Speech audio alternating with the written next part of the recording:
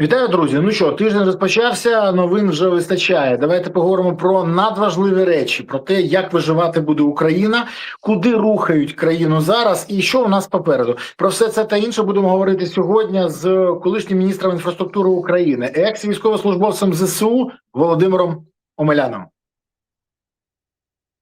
Володимире, вітаю тебе. Вітаю, друже, дякую за запрошення.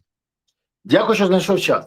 Володь, дивись, я хочу зразу розпочати з заяви президента. Все ж таки людина, яка формує уряд, державну політику, і тут він заявляє, ніхто навіть не може уявити, наскільки важкою буде зима. Це заява Зеленського. На тлі витоків інформації про те, що енергосистема України геть не готова до зими, і час і гроші витратили незрозуміло на що, на тлі того, що уряд частково відправили у відставку через те, що не готова Україна до зими, і тепер буде легко сказати, дивіться, от ми не встигли, просто нам не дали. А наступні, які прийшли, скажуть, що ми не встигли, бо нас запізно призначили.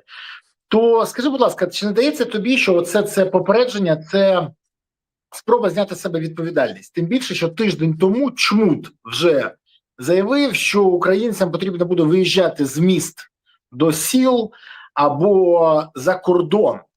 То до чого треба готуватися українцям і що ще може встигнути зробити уряд?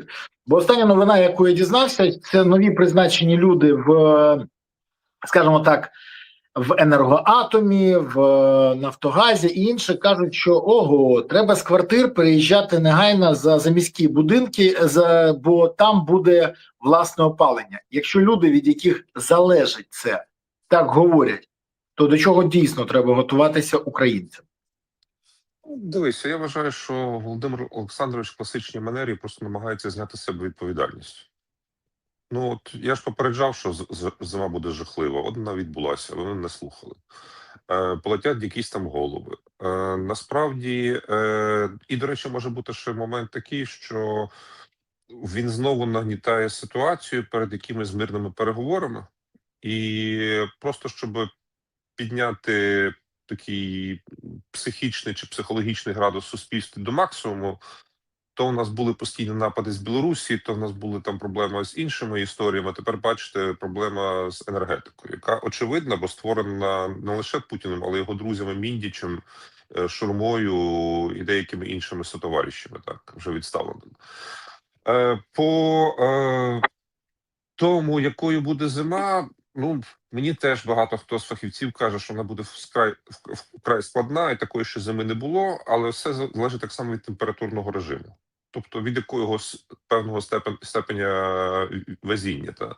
Якщо вона буде мега холодна, це одна історія. Якщо ми раптом попадемо в цей ефект Ель-Ніньо, та, і пропоземо там в нульових або плюсових температурах, то ще можемо якось перейти цю всю історію. Хоча загалом, ти знаєш, мені здається, що Володимир Олександрович зараз сприйняв якусь іншу релігію, там чи буддизм, чи щось інше, бо то я чую від нього заяви, що ну от немає антибалістики в Україні, значить, отак треба страждати. Хоча елементарно було запитатися свого другого Штілермана: друже, а де наша балістика за ті мільярди, що ми тобі заплатили? Чи що відбувається з ракетами ППО? Це, до речі, теж так, ну, м'яко кажучи, всі там Федорова вішають на стінку у вигляді образу, але це питання було так само і його, як міністра оборони, дістати будь-якими шляхами ці ракети ПАК-3.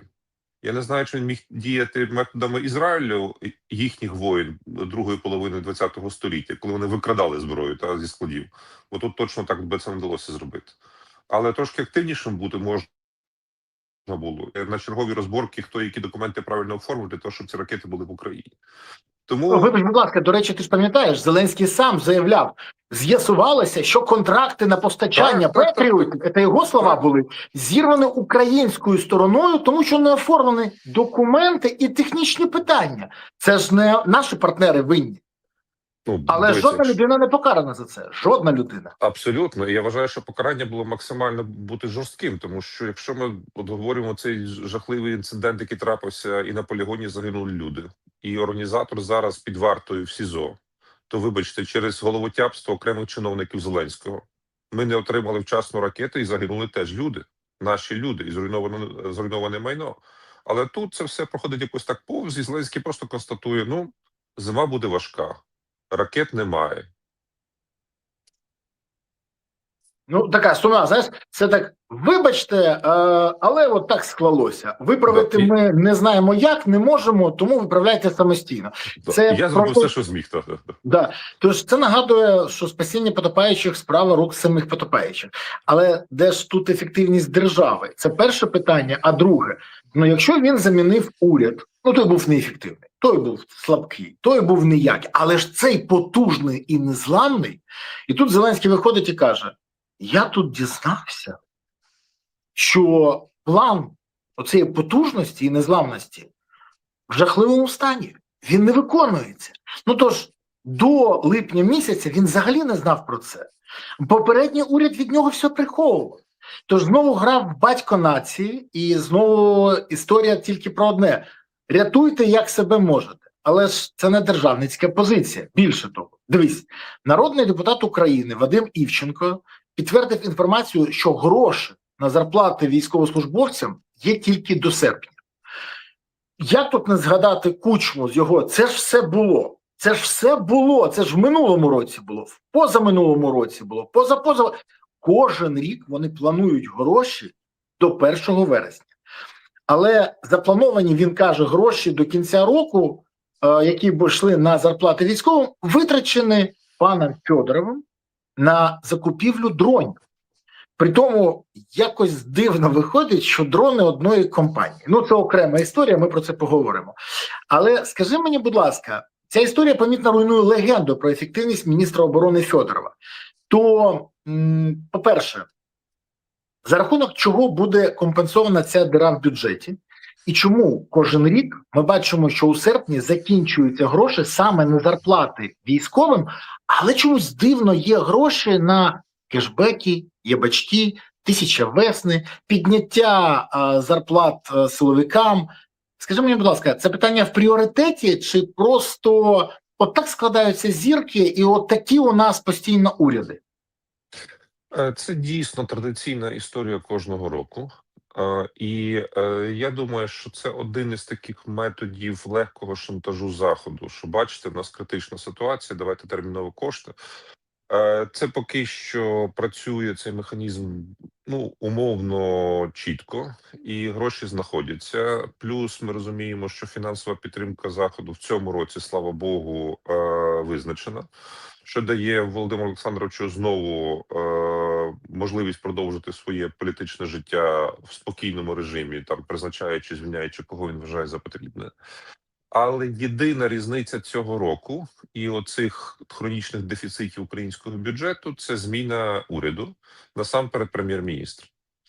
Я думаю, що і в випадку з заявою Зеленського по енергетиці, і в випадку дірки в бюджеті і багатьох інших речей, це насправді дуже непогана риса Корецького, який вирішив, для чого я маю надягати собі на голову проблеми своїх попередників, щоб вони потім розпинали і за мої помилки, і за їхні помилки. Я краще одразу руками президента повідомлю суспільству, що бачите, все-таки цей уряд попередній був не дуже успішний.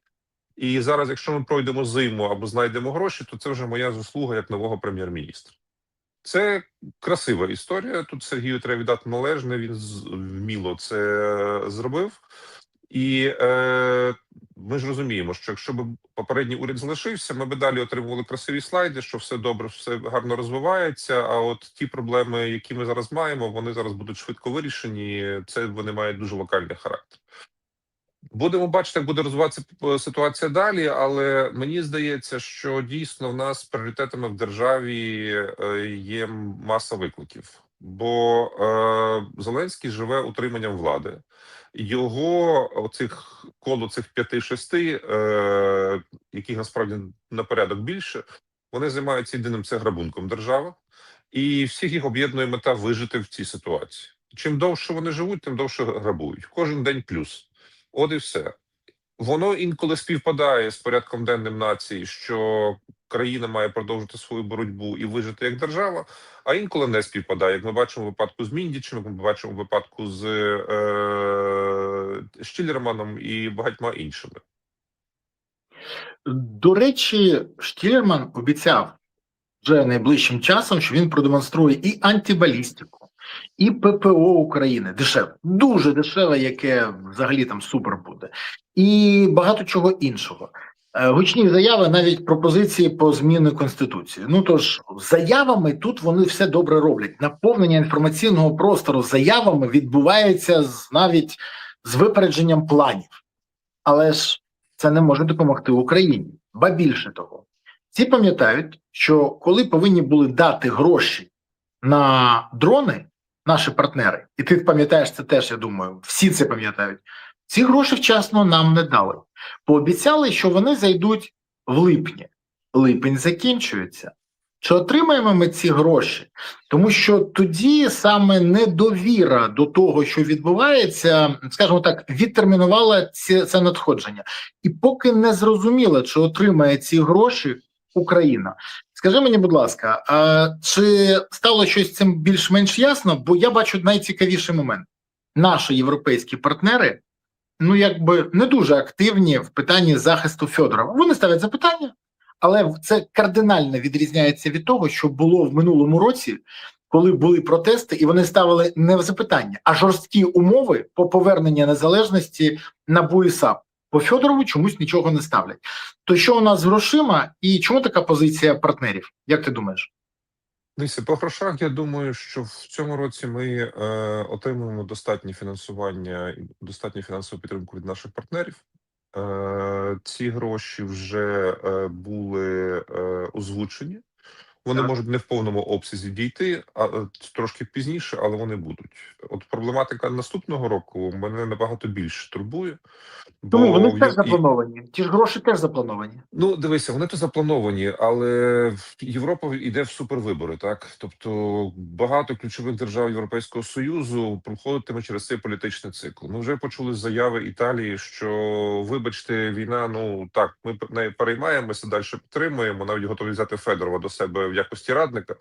От такий посилаючий сигнал, що ну не хочете його перепризначати, значить, десь ми його готові до себе забрати золотим парашутом, мабуть. Що. От, але підтримувати Україну в тому обсязі, як ми підтримуємо в цьому році, Італія не планує. Що не менше публічно це озвучено. Ця позиція може помінятися, може переглянутися, але це буде далеко не єдина Італія. І ризики є достатньо високі. Вибори ще будуть у Франції, вибач, будь ласка, і Польщі гарантовано. Також вибори планують. Да. І це теж може нести загрозу для України. Плюс Німеччина, тобто все буде достатньо серйозно, і на це робить ставку Путін, який сподівається, що йому вдасться черговий раз пропетляти, там перечекати, і от тут картинка помінялася, і його знову десь там приймають, чи хочуть слухати, чи там умовно менше підтримують Україну, що в будь-якому випадку для Росії є суттєвою допомогою.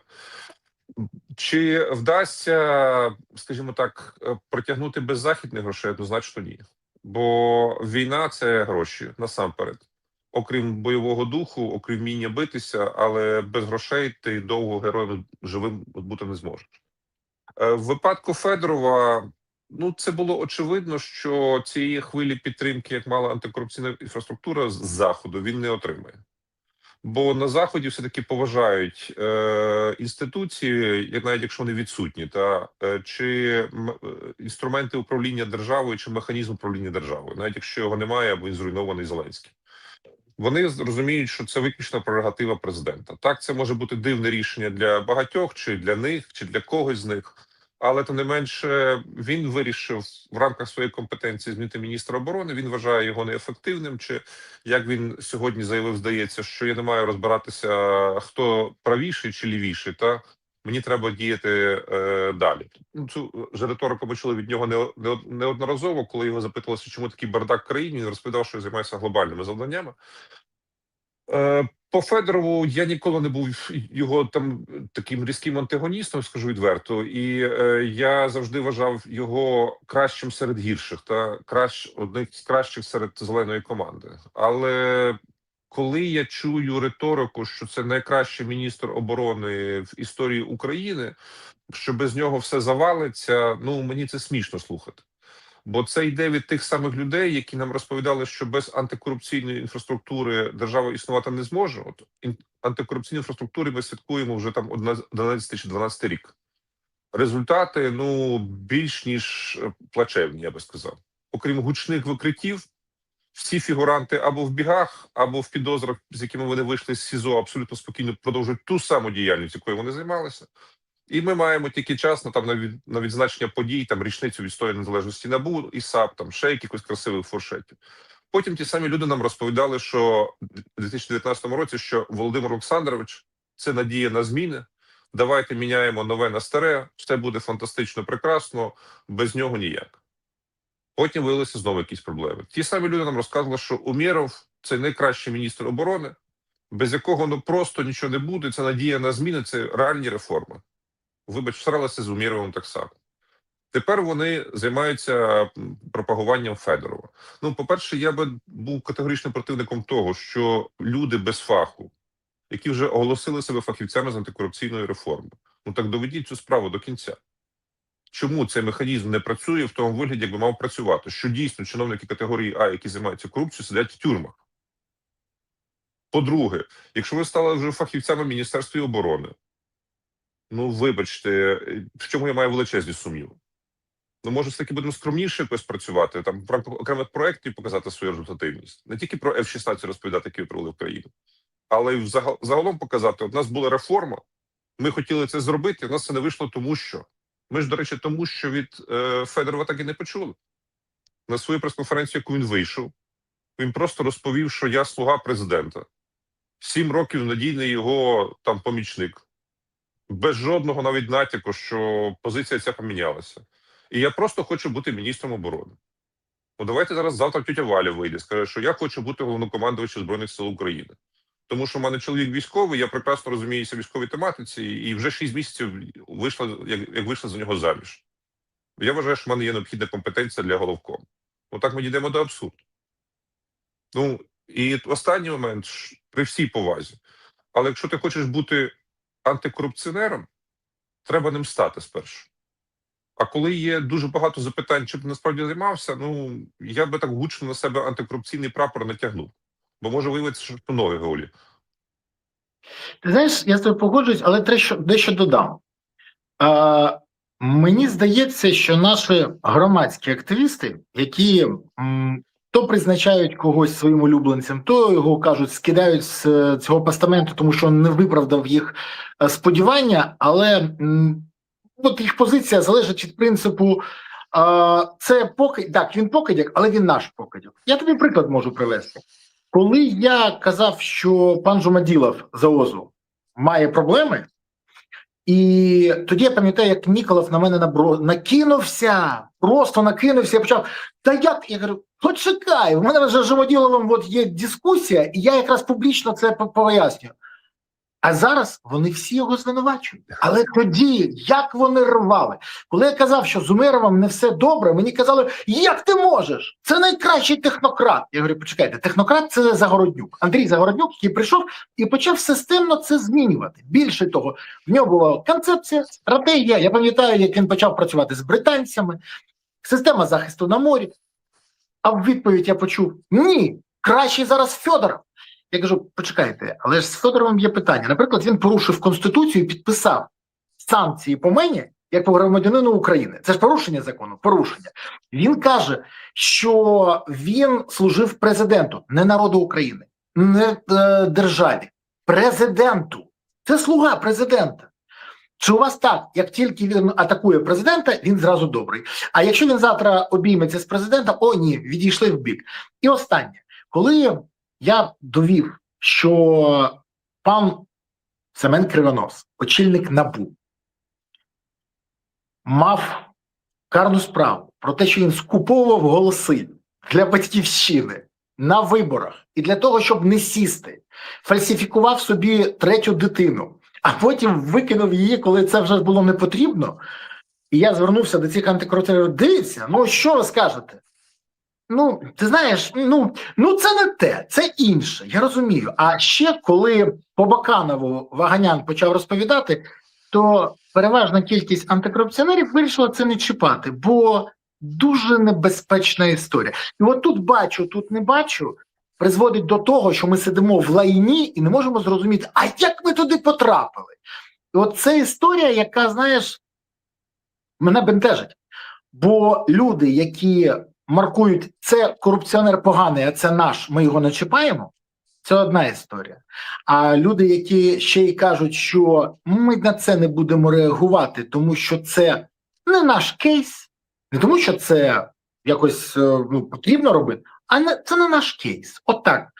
Мене турбує, що наш, не наш може погано впливати на взагалі ситуацію в країні. І, до речі, таке ж було. Я ж розповідав тобі колись, що один з журналістів «Української правди», ще коли як тільки Зеленський став президентом, мені казав: Слава, там треш, вони космонавти, вони нічого не розуміють, вони роблять помилки, вони ходять по цьому офісу і не розуміють, як працює держава. Так розповідайте про це. Не можна розповідати, бо нас порвуть.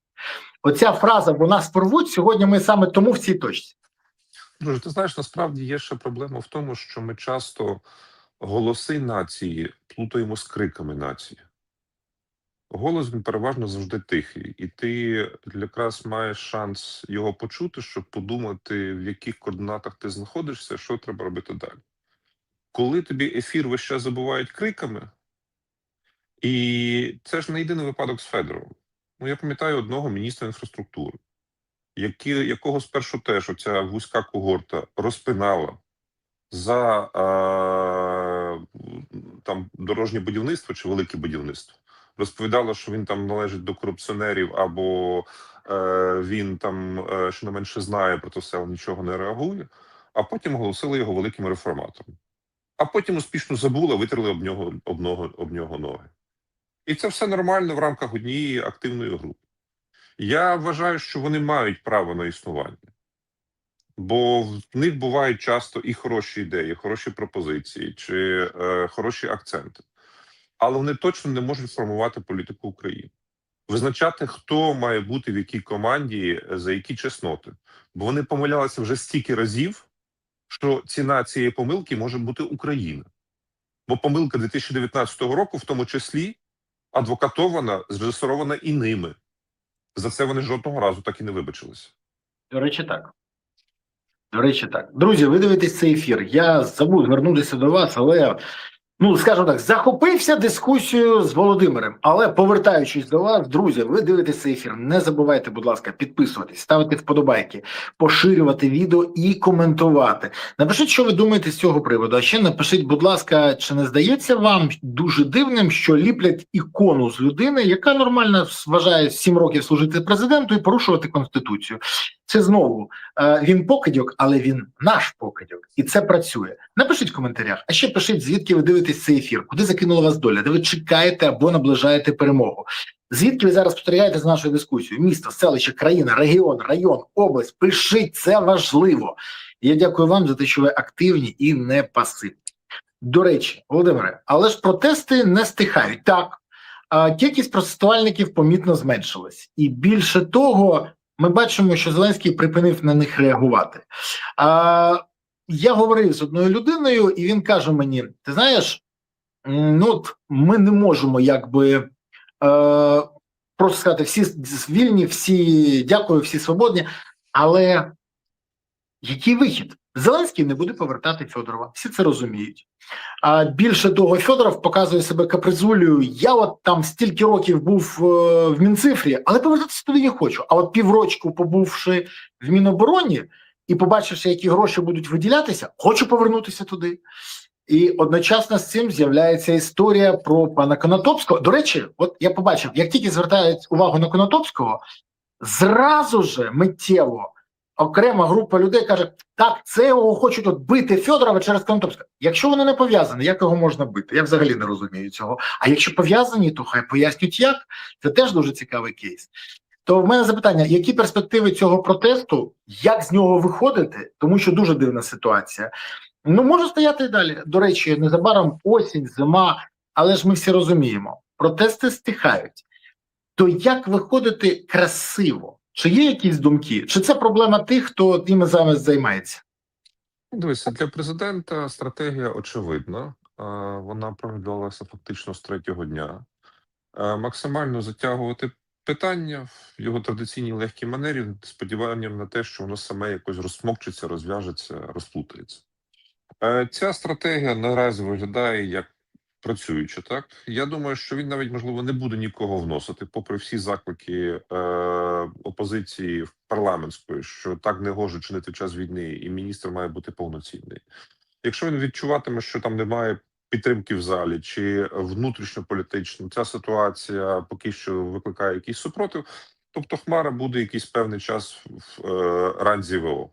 І, до речі, по Хмарі теж бачиш, ніхто нічого заперечити не може. Ну так, є якісь там окремі заклики, знову ж таки, з боку антикорупційної спільноти, що Хмара покривав некрасиві речі СБУ, але успішний і оперативний, людина стратегічного рівня, який чудово там вміє планувати операції проти ворога. І таким чином ця ситуація буде затягнута, і потім, якщо буде потрібно, там в вересні, в жовтні, десь там коротко голоснуть в своєму легкому зеленому стилі за ту чи іншу кандидатуру нового міністра оборони.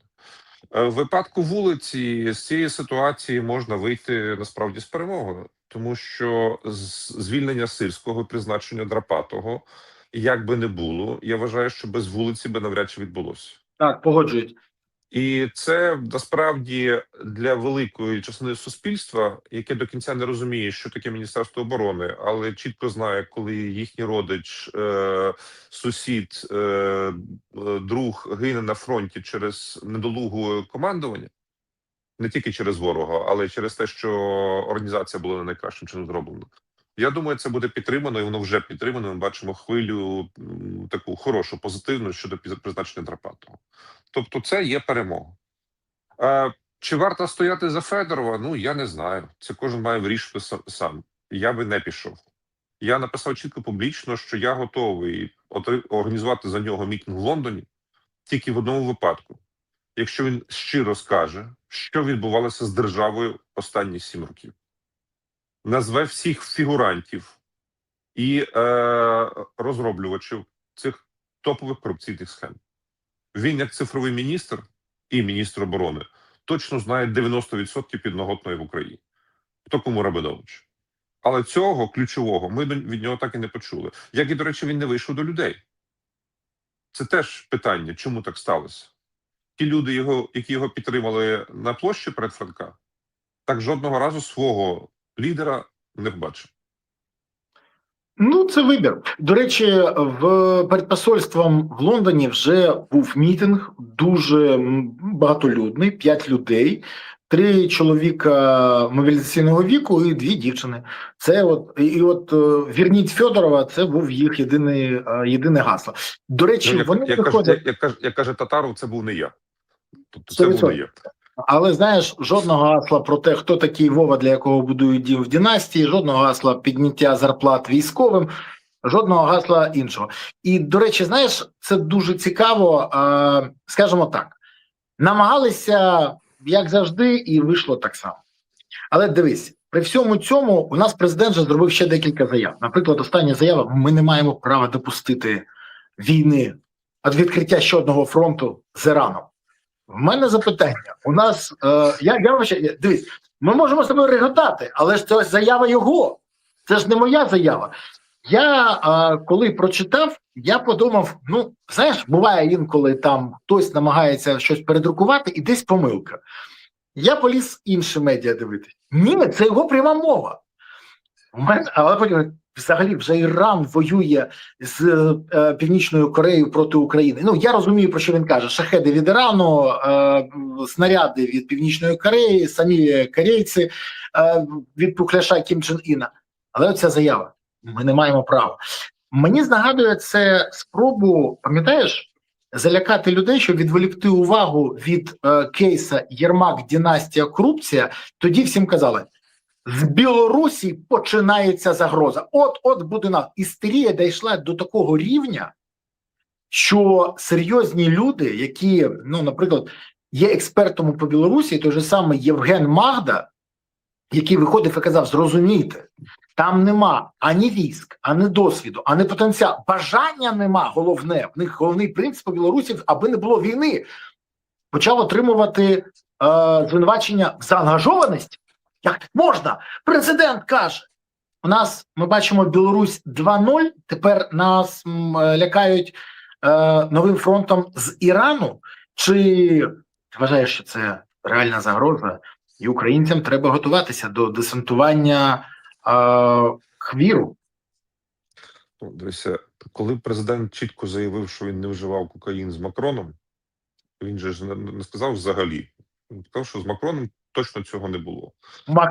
Макрон поза підозрою. Да.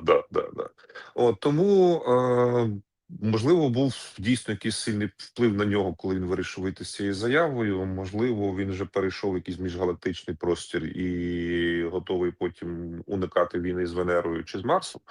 Але якщо серйозно, ну це знову ж таки було не дуже мудро зроблено, так? Бо зараз питання Ірану для Трампа є ключове. У Зеленського було достатньо непогане інтерв'ю з однією з таких публічних лідерок МАГи, так, відомою блогеркою, і воно гарно зайшло правій частині республіканців. І ця заява по Ірану, ну, її треба було або взагалі не робити, або голосно оголосити, що ми тут відправляємо зараз свій, не знаю, підрозділ ГУР там чи штурмовий батальйон на базі 95-го кварталу охороняти Ормузьку протоку там чи допомагати нашим американським партнерам в цьому кейсі. А так взагалі не зрозуміло, про що воно прозвучало і для чого це все було сказано. Тобто Володимир Олександрович, він, скажімо, ну, знаєш, коли в тебе немає базової підготовки, в тебе її немає. Він наловчився на якомусь одному треку, там двох-трьох, а далі він починає плавати в традиційні свої манери. При тому, що коли він для блогерки Мага давав інтерв'ю, воно було нормально. Ну, там єдине, що питання про Макрона, це була дуже смішна ситуація, ти сам на цьому акцентував. Більше того, кількість мемів саме про ці темі найбільше не в Штатах, у Франції. Я подивився, там в соціальних медіа взагалі розрив це був. І знову ця хвиля, ну, я не знаю, з такими друзями і ворогів не треба Макрону, відверто. Але при всьому цьому, мені здається, він інколи відчуває себе на конкурсі капітанів. І от не розуміючи, що він на іншому рівні. Але дивись, йому зараз їхати до Сполучених Штатів. В нього буде зустріч з Трампом. Одночасно з цією зустрічю пролунала заява Такаєва. Багато хто у нас не зрозумів, що відбулося. Вони думають, Такаєв зробив політичний експромт, намагався так закликати до миру. Але ми ж розуміємо, по-перше, це було узгоджено з Путіним. Перше. По-друге, за цією заявою стоїть Туреччина і стоїть Китай. Чого чекати Зеленському в Штатах? Чого нам чекати, а чого не треба чекати? Бо добрі люди з Вашингтонщини мені кажуть, що якщо до вересня Трамп не отримує реальних досягнень по Україні, він не встигає прогнати сигнал, бо 3 листопада закінчуються вибори, він не встигає прогнати сигнал, і він просто переключиться на інші теми, бо йому треба або Іран вирішувати, або Україну, йому потрібна перемога на виборах. То чи буде тиск на Зеленського, чи навпаки, ми побачимо негайний потужний тиск на Росію, пекельні санкції і далі. Чого чекати Україні, а чого не варто? Дивіться, я не вірю, що війна завершиться цього року, як і наступного, але мінімальний шанс на зменшення бойової активності або імітації перемир'я зараз є, відверто кажучи. І це вказує і публічний градус усіх сторін. Тобто Трамп вирішив, що на фоні успіхів України з мідлстрайками і враження таких помітних об'єктів на території Російської Федерації, Україна не те, що виграє, так, але перехопила ініціативу на полі бою.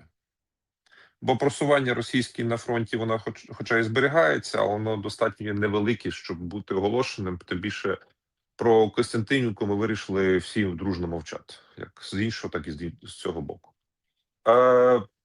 По Україні, безумовно, ситуація така, яка є. Ми поки що знаходимося в літі, не війшли в цю катастрофічну зиму, про яку пророкує і Володимир Олександрович в тому числі. Але ми виглядаємо доволі міцно. Для Європейського Союзу ця ситуація вона набагато складніша, але тим не менше вони вважають, що постійна підтримка фінансова, військова, політична стабілізує ситуацію на східному фронті, і Росія не матиме просування вперед.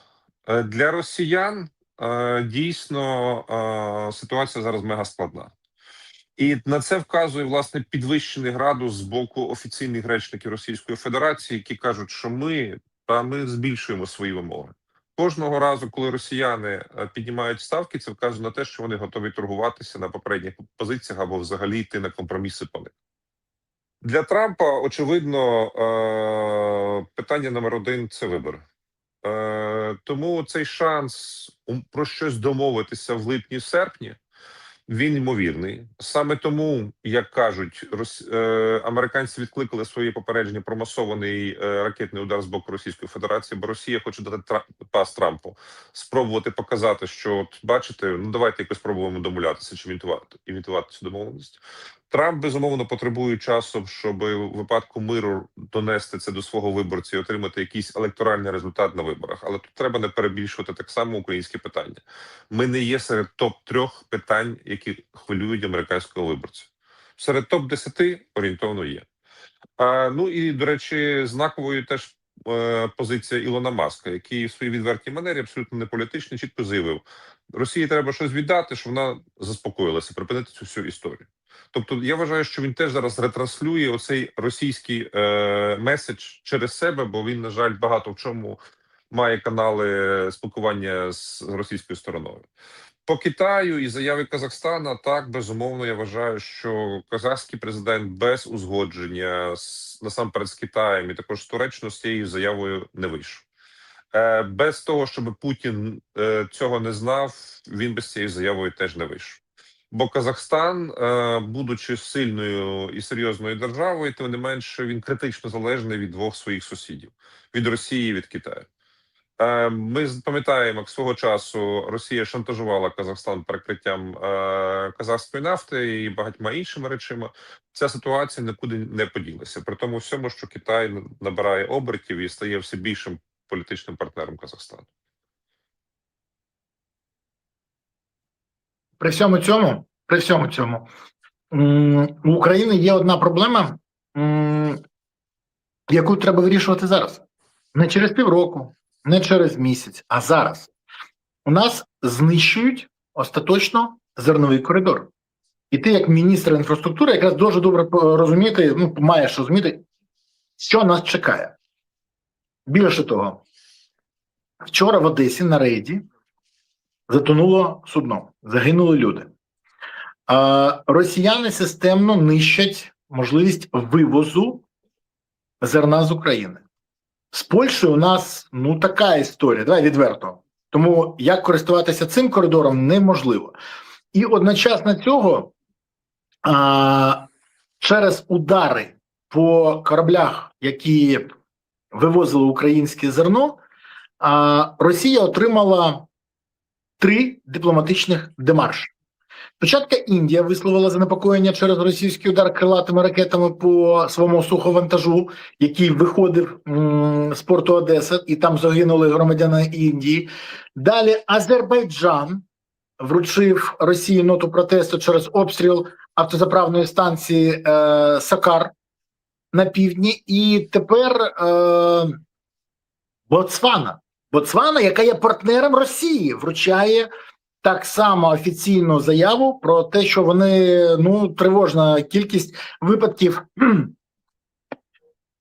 ударів по суднах, на яких є їх громадяни, а також мобілізація їх громадян. Скажіть, будь ласка, оцей тиск може якось змінити ситуацію чи ні? Росія вирішила закрити зерновий коридор для України. І який вихід є для України в цій ситуації? Дивіться, найкращою є відповідь української влади. Це мега складний час.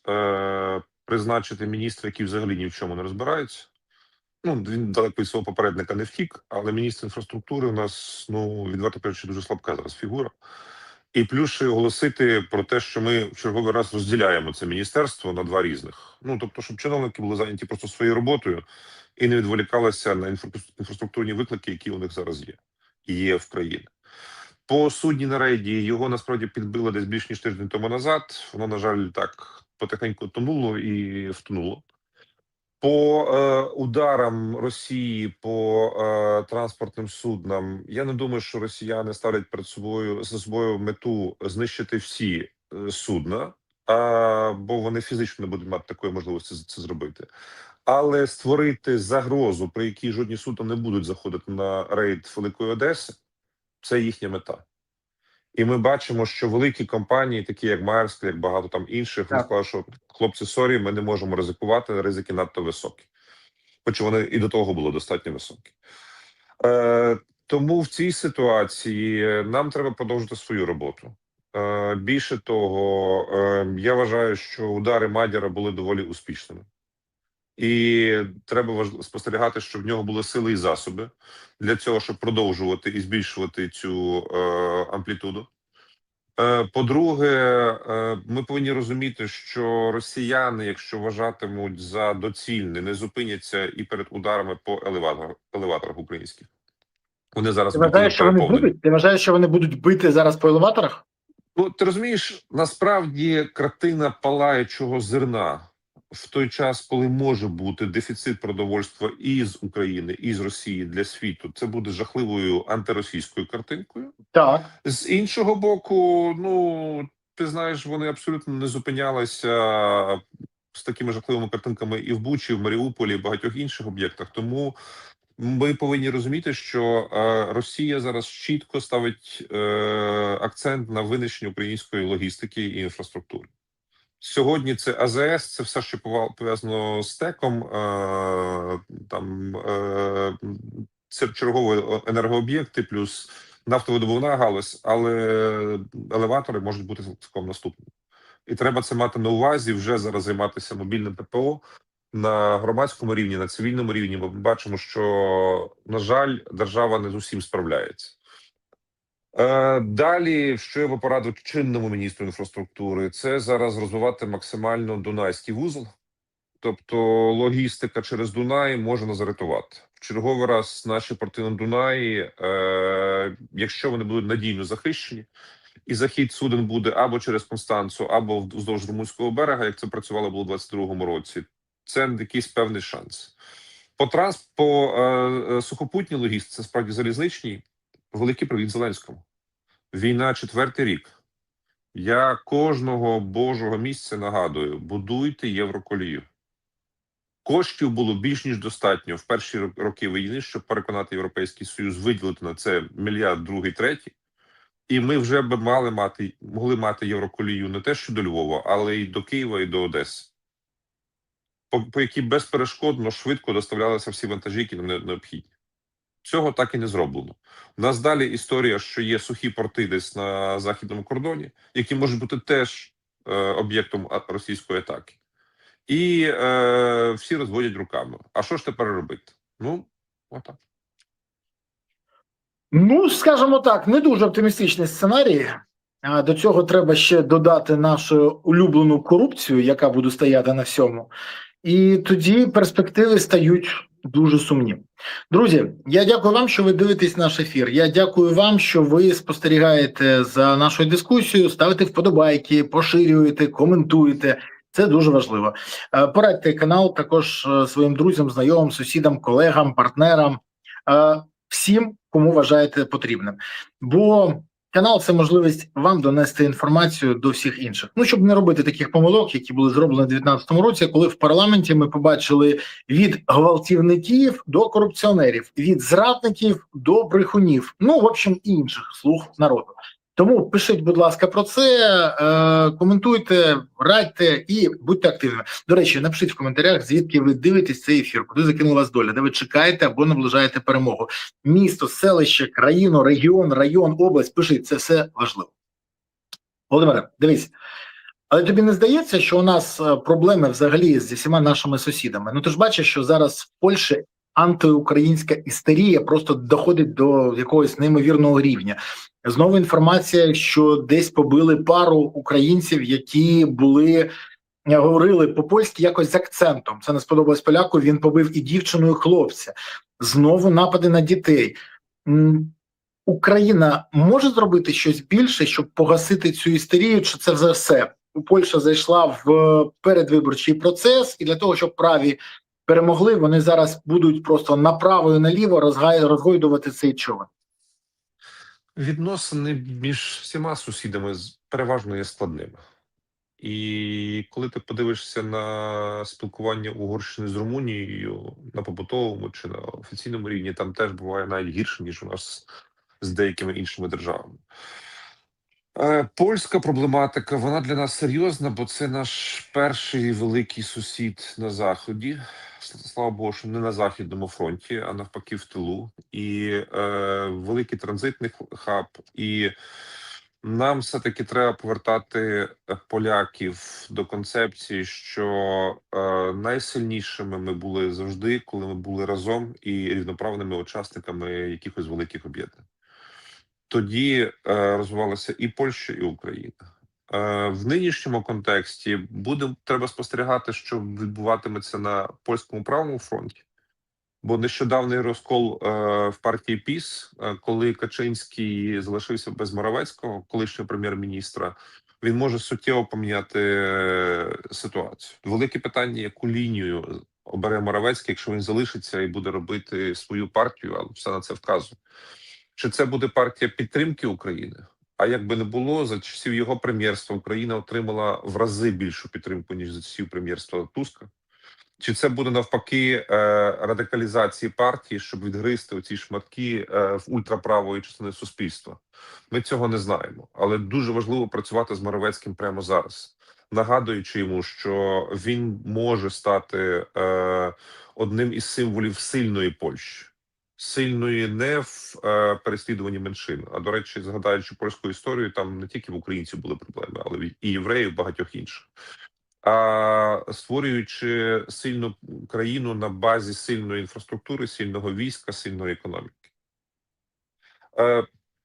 Я не думаю, що це питання можна вирішити одномоментно на побутовому рівні. На превеликий жаль, поляків дуже довго отруюють оцими ворожнечами і всілякими міжнаціональними конфліктами. Розумні поляки це ігнорують, навпаки, намагаються самі допомогти виправити цю всю історію. В Сопоті, згадаю, от нещодавно вони виступили чітко на підтримку України. Але для Люмпену воно отруєне. І перевиховати Люмпен – це докладе стільки ж зусиль, якщо не більше. Бо оголосити заклики до ненависті дуже просто і швидко. І вони можуть охопити дуже швидко різні верстви населення.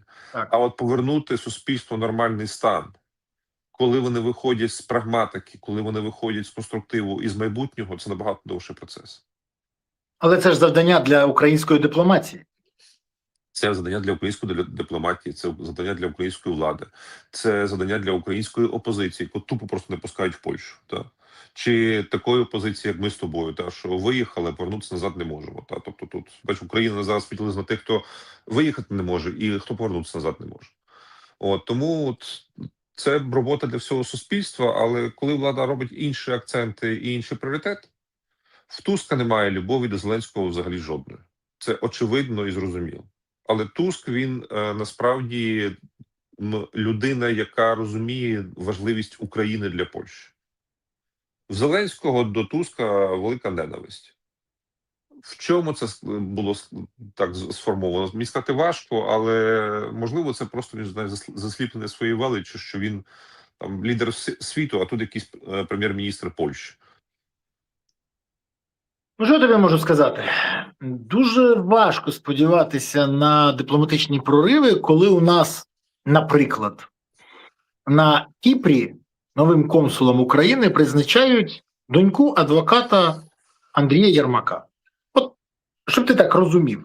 Більше того, так, доньку адвоката колишнього голови Офісу президента Єрмака Оксану Фоміну призначили новим консулом. І про це розповів на засіданні ТСК Верховної Ради екс-посол України на Кіпрі пан Сергій Ніжинський. Він, до речі, це найцікавіше, зазначив, що був взагалі проти всіх кандидатів на цю посаду, оскільки конкурс мав прямі ознаки фіктивності. Крім Фоміної, на посаду претендували продавець супермаркету, патрульний поліцейський і продавець мебельного магазину. Ти знаєш, не вистачає тільки блогера з анонімного телеграм-канала і представника якоїсь наглядової ради, мабуть, з Укрзалізниці. Ну, щоб був повний комплект. І вона перемогла. Пані Оксана Фоміна зразу перемогла при такій потужній конкуренції. Хоча з початку війни вона орендує квартиру в Іспанії, де й працювала весь час до грудня 25-го року, а потім, як тільки у Єрмака з'явився адвокат, ми бачимо, змінилася ситуація. Скажи мені, будь ласка, тебе взагалі не дивує ця ситуація, коли на ключові дипломатичні посади призначають, там знімають професіоналів і призначають людей з якимось там близьким до влади принципом? До речі, це і відповідь на те, чи впливає Єрмак на ситуацію сьогодні в політиці. Як раніше, коли він призначав, обирав так, сюди інструктору по мін'єту, сюди колишню генпрокуроршу, сюди ще одного генпрокурора, сюди, от, скажи мені, будь ласка, це взагалі нормально, це на голову налазить? Вона може бути ким завгодно, але коли її конкуренти на посаду, і це ж не почесний консул, це офіційний консул України, коли на цю посаду призначають, йдуть, верніше, пропускають на конкурс, ну, скажімо, людей, м'яко кажучи, які не мають не те, що шансів. Я за те, щоб кожна кухарка могла керувати країною, якщо в неї є досвід, знання, розуміння, бачення і, ну, скажімо так, рівень компетенції. Але я не дуже вірю, що продавчиня з мебельного магазину або касир супермаркету має досвід, який зможе реалізувати на посаді консула на Кіпрі. При тому відверто важливою для нас країни, і де дуже сильна російська позиція. Скажи мені, будь ласка, що ми зараз спостерігаємо? Що це за треш? Бориславе, а ти б хотів працювати в колективі, де тобою керує людина інтелектуально неспроможна, без жодного досвіду і, ну, з дуже такою пістрявою фотографією? Я тому і відмовився, коли мені запропонували послом в Ізраїлі, я відмовився від цієї посади. Очевидно, і ні. Але я вважаю, що те, що відбувається з українською владою і з українською бюрократією, це прекрасно втілена російська спецоперація по повній деградації державного апарату. Бо ці кадрові призначення, це питання не призначення друзів.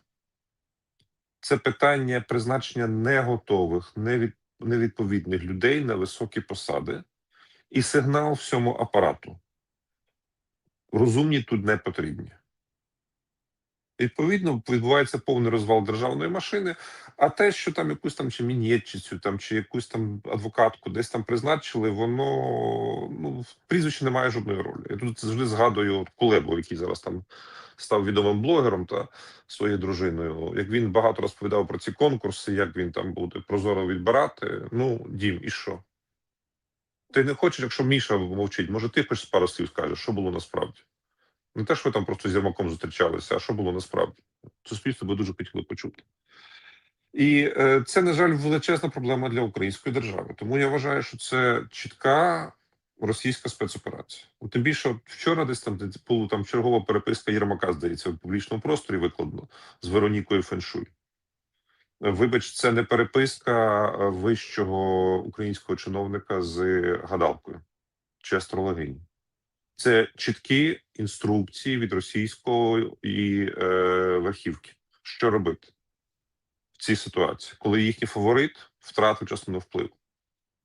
І я вважаю, що це має бути предметом дуже серйозного розгляду з боку СБУ, з боку контррозвідки. Але що з боку їхнього боку, що з боку НАБУ, ми не бачимо взагалі жодної реакції. Ну, от, щось там було, ну неважливо. Давайте ми сфокусуємося на іншому напрямку. А потім ми дивуємося всі, чому так працює, коли нічого не працює.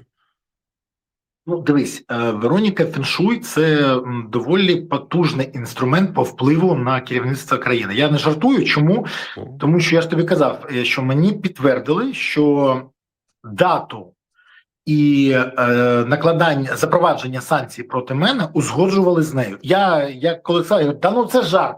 І коли мені дещо показали, я сказав, слушайте, ну а що вживають люди, які консультуються по таких питаннях з тарологами, астрологами, нумерологами, я не знаю, проктологами. Ну, до речі, з проктологом може краще було, бо там він би мізки міг підправити тим, хто приймає рішення, бо вони думають саме цією місцем. Але, ну, рішення про призначення, накладання санкцій, зняття з посади, атаку на НАБУ і САП через, ну я не можу це навіть сказати, ну це треш, через шарлатанів і агентуру Росії, ну тому що відчувається, що це так і є, то в мене запитання, хто дійсно керує країною тоді? І це страшна відповідь повинна бути. Страшна, тому що вона лежить на поверхні. Борислав, країною керують повні циніки, які займаються виключно собою, власними інтересами. Чи вони працюють при цьому на Кремль? Так, я вважаю, що їхня значна група досі працює на Кремль. І в цьому полягає весь феномен цієї Вероніки Феншуй, яка між типу історіями про всіляких там тарологів, цифри, там Меркурій, в чомусь там, вона пропихує ту тематику, яка цікава Росії. От якщо ти уважно почитаєш комунікацію по Зеленському і що робити, Єрмак чітко запитується, в цій ситуації склалося як ти. І вона чітко розповідає, як маніпулювати Зеленським. Там немає взагалі жодного астрологічного чи якогось іншого картологічного чи тарошного терміну. Там політтехнологічна консультація, пряма. Там чиста політтехнологія. Абсолютно. Тобто, і вона, до речі, я не вірю, що будь-який таролог або астролог володіє такими знаннями, бо це консультація експерту. Я просто поговорив з деякими політтехнологами, вони кажуть, ну дивись, ну це хтось фаховий. Тобто, я так думаю, що з спідниці цієї Вероніки виглядає кобура і сиві яйця, вибач за прямий ефір. Мені нема чим тобі опонувати, ну тому що ти правий в цьому випадку. Володь, я хочу подякувати тобі за сьогоднішній ефір, за наше спілкування, Дякую. за твої різкі, але чесні висновки, і за те, що ти знаходиш час і можливість приходити пояснювати людям, що відбувається. Дякую тобі за це. Тримаємося. Все буде Україна. До побачення. Друзі, а вам я хочу подякувати за те, що ви сьогодні з нами. Хочу подякувати за те, що ви дивилися цей ефір, знайшли час і можливість. За те, що ви були активні. Окрема подяка за те, що ви не забули поставити вподобайки. Ви ж не забули їх поставити? Каналу це потрібно. Проти каналу воює влада. Допомагайте каналу, щоб його YouTube вам пропонував. І не забувайте головне. Те, що ставите вподобайки, підписуйтесь, коментуєте, поширюєте, це важливо. Але надважливо підтримувати ЗСУ, донатити на ЗСУ, приєднуватися до ЗСУ, допомагати ЗСУ. Бо тільки ЗСУ є запорукою того, що Україна є майбутнє. Тож гуртуємося всі навколо потреб ЗСУ, щоб у України було гідне майбутнє. Дякую вам. Па-па.